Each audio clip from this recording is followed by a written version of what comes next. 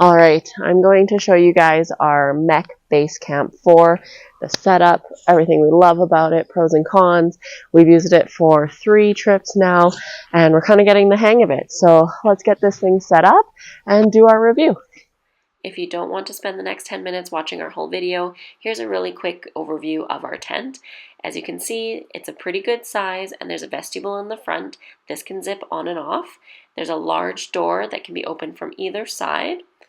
It easily fits our double mattress plus Luna's dog bed. Now keep watching if you want to see the setup, takedown, and the pros and cons. This tent is easy to set up with 2 people. Start with your floor mat. You do have to buy this separately from MEC. It was around 50 Canadian dollars.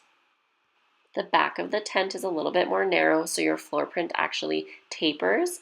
Make sure the wide side is on the front door.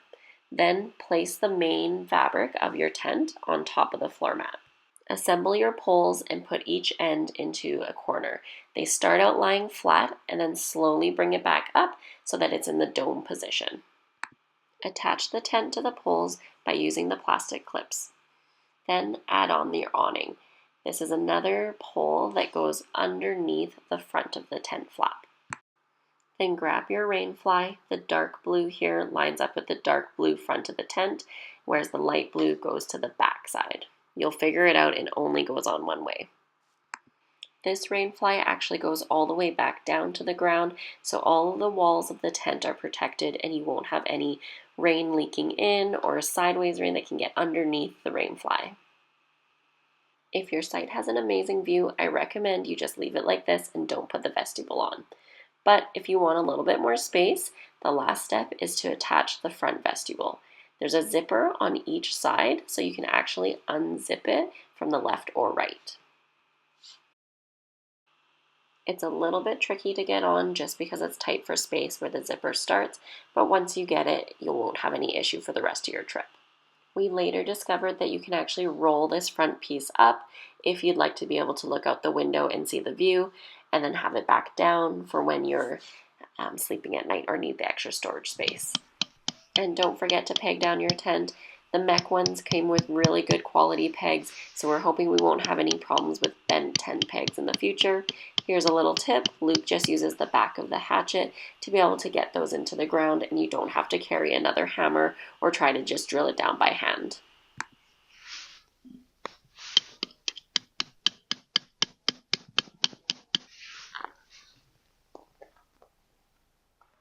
A lot of people ask us about the setup on the inside of our tent, so we start with these foam interlocking mats. They're so much more comfortable on your feet, and they actually add a little layer of insulation to keep you warmer. And then we blow up our double mattress, throw a sheet on it, get our pillows set up, and unpack our sleeping bag. It takes us around 30 minutes to set up, so now I'm going to show you the inside. As you can tell, we've got lots of space. We have Luna set up in the corner. Our MEC reactor double bed fits very easily, and a corner full of our duffel bag, backpacks, some gear. I really like the large door, and it's 2-sided on this tent, so we have the window open right now. But if I wanted to open things up from this side here, there's plenty of space for me to get out, and then the exact same thing happens on that side of the door. And of course, one of the biggest perks that we have mentioned multiple times is the vestibule. As you can tell, we leave like shoes, Luna's leash, the tent bag all out here, and that gives us so much more space for storage and protecting from the rain, which it is raining right now. But the one downside of a vestibule is this is our view when the window's open. Just the inside of the tent. So if we had a really cool spot or something where we wanted to be able to like look out or not have the rain cover on and enjoy the view, we would have to take the vestibule off, which it is an option because it does detach. So that's something we could pretty easily do if that's something we wanted to. You can roll it up too. Oh, and we can roll it up apparently. Yeah. We haven't tried that feature yet, Luke. Yeah, we can roll up just like that front panel. So that's of the vegetable. Of the vegetable. So that's pretty cool. The only other downside that we found with this tent is the lack of like storage pockets on the inside. So we have these like mesh ones on the inside near the door, and there is one on each side. You can see loose glasses is there. However, we were wishing that there was some sort of gear storage in the back corners, because that's usually where our heads go when we're sleeping. So glasses, phone, or battery chargers would be nice if there was something along that back wall or in the back corners. There is also no gear mesh hammock that comes with it. They have the tabs available that it looks like we would be able to add one or purchase. So, of course, we can look into that. Maybe we'll try making our own. After you've enjoyed your camping trip, it's time to pack up and head home. The takedown is actually just as easy as setting up. You start with taking everything out of the tent, unpegging all around, and taking off the vestibule. And then you can remove the rain fly.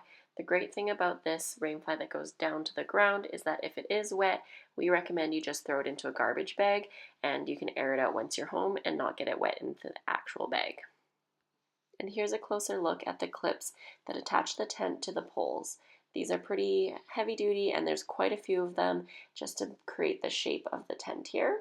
Again, easy to clip on and off. Once your poles are out, you can remove the floor mat part of the tent. If this is dirty, which it often is, or has condensation buildup on the bottom, we also recommend you put that part into the garbage bag. The last thing is to roll up the tent and fold the floor plan and put it all back into the MEC Base Camper 4 duffel bag. It's actually very forgiving, and we had no issues doing it. Stuff it in there. Stuff it. Yeah. That's why they're called stuff bags, right? Sure. Maybe it's because you put your stuff in it. Maybe. This one's pretty forgiving, though. Stuff with our stuff. That's it. It ain't no backpacking tent. Hope you enjoyed our review. Thanks for watching, and highly recommend this tent. Go get it. Bye. See you next time.